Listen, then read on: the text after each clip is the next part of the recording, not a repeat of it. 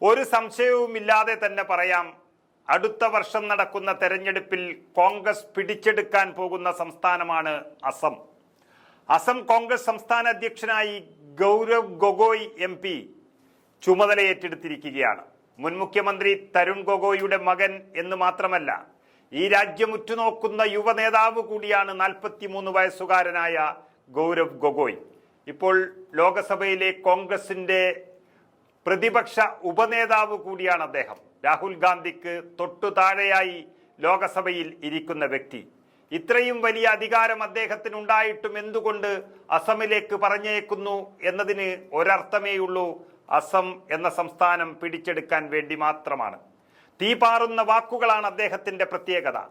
ഈ രാജ്യത്തെ ഏറ്റവും വർഗീയ വിഷം തുപ്പുന്ന മുഖ്യമന്ത്രി എന്നുള്ള പേരെടുത്ത ഹിമന്ത് വിശ്വ ശർമ്മ ഭരിക്കുന്ന അസമിൽ ഏകദേശം 35%-ലേറെയുള്ളത് മുസ്ലിം സമുദായമാണ്. ആ മുസ്ലിം സമുദായത്തെ ഒന്നിപ്പിക്കാൻ കഴിയുന്ന നേതാവാണ് ഗൗരവ് ഗൊഗോയ് എന്ന് പറയുന്നത്. ഇപ്പോൾ പല പാർട്ടികളായി ചിന്നിച്ചിതറി കിടക്കുകയാണ് അസമിലെ മുസ്ലിം വിഭാഗങ്ങൾ. ഇന്ന് നടന്ന ചടങ്ങിൽ വരാൻ പോകുന്ന നിയമസഭാ തെരഞ്ഞെടുപ്പിനെ കുറിച്ച് തന്നെ വളരെ വ്യക്തമായി എടുത്തു പറഞ്ഞുകൊണ്ട് തന്നെയാണ് ഗൗരവ് ഗൊഗോയ് സംസാരിച്ചത്. 1 വർഷത്തിൽ താഴെ മാത്രമാണ് ഇനി സംസ്ഥാനത്തെ നിയമസഭാ തെരഞ്ഞെടുപ്പിനുള്ളത് എന്നും, കഴിഞ്ഞയാഴ്ചയാണ് സംസ്ഥാന കോൺഗ്രസ് അധ്യക്ഷനായി ഗൗരവ് ഗൊഗോയ് എന്ന ഞാൻ തെരഞ്ഞെടുക്കപ്പെടുന്നത് എന്നും അദ്ദേഹം പ്രഖ്യാപിച്ചുകൊണ്ട് അടുത്ത വാക്കുകളായി അദ്ദേഹം പറഞ്ഞത് തന്നെ അസം ഞങ്ങൾക്ക് വേണം എന്നുള്ളതാണ്.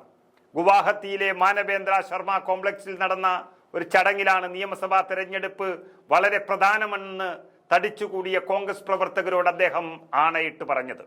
നമുക്കധികം സമയമില്ല, 10 മാസമാണ് ഇനി മുന്നിലുള്ളത്.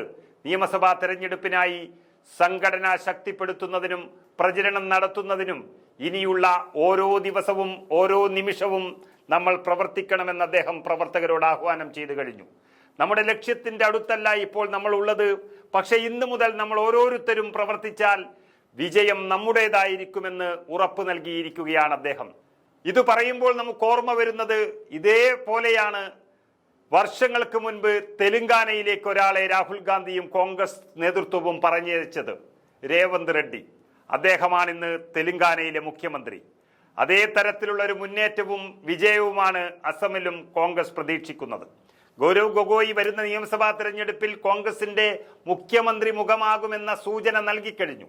സംസ്ഥാന നേതൃത്വം ഇതുവരേക്കും ഔദ്യോഗിക തീരുമാനം പറഞ്ഞിട്ടില്ല എങ്കിലും BJP മുഖ്യമന്ത്രി ഹിമന്ത് വിശ്വ ശർമ്മയെ നേരിടാൻ ഗൗരവ് ഗൊഗോയിയെ പോലെ ഒരാൾ തന്നെ വേണമെന്ന് തീരുമാനിച്ചു കഴിഞ്ഞിട്ട് തന്നെയാണ് അങ്ങോട്ട് അയച്ചിരിക്കുന്നത്. നിലവിൽ ജോറത്ത് MP ആണ് മുൻ അസം മുഖ്യമന്ത്രി തരുൺ ഗൊഗോയിയുടെ മകൻ കൂടിയായ ഗൗരവ് ഗൊഗോയ്. 10 വർഷമായി BJP ഭരിക്കുന്ന അസമിനെ കോൺഗ്രസിന്റെ കൈകളിലേക്ക് തിരിച്ചു കൊണ്ടുവരിക എന്ന വലിയൊരു ഉത്തരവാദിത്വവും ഒറ്റൊരു ലക്ഷ്യവുമായിട്ടാണ് ഗൗരവിന്റെ വരവ് തന്നെ. രാഹുൽ ഗാന്ധിയുടെ ഏറ്റവും അടുത്ത അനുയായി കൂടിയാണ് ഗൗരവ് ഗൊഗോയ്. നിലവിലെ BJP മുഖ്യമന്ത്രിയും മുൻ കോൺഗ്രസ് നേതാവുമായ ഹിമന്ത് വിശ്വ ശർമ്മയോട് നേരിട്ട് ഏറ്റുമുട്ടാൻ സാധിക്കുന്ന ഒരു നേതാവ് മാത്രമേ ഉള്ളൂ എന്ന പ്രതിച്ഛായയാണ് ഗൗരവിന് തുണയായത്. പാകിസ്ഥാനിൽ ജോലി ചെയ്തിരുന്ന ഗൊഗോയിയുടെ ഭാര്യയെ ചൊല്ലി വലിയ വിവാദം ഉണ്ടാക്കിയതും ആ മുഖ്യമന്ത്രി ഹിമന്ത് വിശ്വ ശർമ്മ തന്നെയാണ്. അതിനുള്ള പ്രതികാരം കൂടി ചെയ്യുമെന്ന് ഉറപ്പിച്ചു തന്നെയാണ് ഗൗരവ് ഗൊഗോയിയുടെ വരവ്. ഗൗരവിന്റെ പിതാവ് തരുൺ ഗൊഗോയ് കോൺഗ്രസ് തലപ്പത്തിരുന്ന ഒരു കാലത്താണ് ഹിമന്ത് വിശ്വ ശർമ്മ പാർട്ടി വിട്ട് BJPയിൽ ചേർന്നത്. തരുൺ ഗൊഗോയുമായുള്ള അഭിപ്രായ വ്യത്യാസങ്ങളും ഗൗരവിനെ സജീവ രാഷ്ട്രീയത്തിലേക്ക് കൊണ്ടുവരാനുള്ള തീരുമാനമായിരുന്നു അതിന് കാരണം. അതിനുശേഷം ഗൊഗോയ് കുടുംബത്തെ എല്ലാ രീതിയിലും ഹിമന്ത് വിശ്വ ശർമ്മ ആരോപണങ്ങൾ കൊണ്ടാക്രമിച്ചിരുന്നു. അതിന്റെ എല്ലാം പ്രതികാരം തീർക്കാനുള്ള ഒരു വരവ് കൂടിയാണിത്. ഗൗരവിന്റെ നിയമനത്തിൽ സംസ്ഥാന നേതൃത്വവും വളരെ സന്തോഷത്തിലാണ്. അഴിമതി ആരോപണങ്ങൾ ഇല്ലാത്ത ചെറുപ്പക്കാരനായ ഒരു നേതാവ് എന്ന പ്രതിച്ഛായ പാർട്ടിക്ക് ഗുണം ചെയ്യുമെന്നാണ് സംസ്ഥാന കോൺഗ്രസ് നേതൃത്വത്തിന്റെ മുഴുവൻ പ്രതീക്ഷയും. കഴിഞ്ഞ വർഷങ്ങളിൽ നിരവധി കോൺഗ്രസ് നേതാക്കൾ പാർട്ടി വിട്ട് മറ്റു രാഷ്ട്രീയ പാർട്ടികളിൽ ചേർന്നിരുന്നു. ആ കാരണം കൊണ്ട് തന്നെ പല നേതാക്കളും ഇപ്പോഴും ഇഴയിലാണ്. ഇങ്ങനെയെല്ലാം ഇരിക്കെ എല്ലാവർക്കും സ്വീകാര്യനായ ഗൗരവിന്റെ വരവ് നിയമസഭാ തെരഞ്ഞെടുപ്പിൽ മികച്ച രീതിയിൽ പ്രതിഫലിക്കുമെന്നാണ് വിലയിരുത്തൽ. വിവിധ സാമൂഹ്യ സമവാക്യങ്ങൾ ഉൾക്കൊണ്ടുകൊണ്ടാണ് ദേശീയ നേതൃത്വം സംസ്ഥാന നേതൃത്വത്തെ നിയമിച്ചിരിക്കുന്നത്. മുസ്ലിം, ആദിവാസി, ഹിന്ദു വിഭാഗത്തിൽപ്പെട്ട 3 വർക്കിംഗ് പ്രസിഡന്റുമാരെയാണ് നിയമിച്ചിരിക്കുന്നത്. ഗൗരവിനൊപ്പം അങ്ങനെ അതിശക്തമായ ഒരു കമ്മിറ്റിയെയും ഏൽപ്പിച്ചുകൊണ്ടാണ് അസമിലേക്ക് അയച്ചിരിക്കുന്നത്. ഇതോടെ സംസ്ഥാന കോൺഗ്രസ് നേതൃത്വം ഔദ്യോഗികമായി 1 വർഷം മുൻപ് തന്നെ തെരഞ്ഞെടുപ്പ് ചൂടിലേക്ക് കടന്നിരിക്കുന്നു.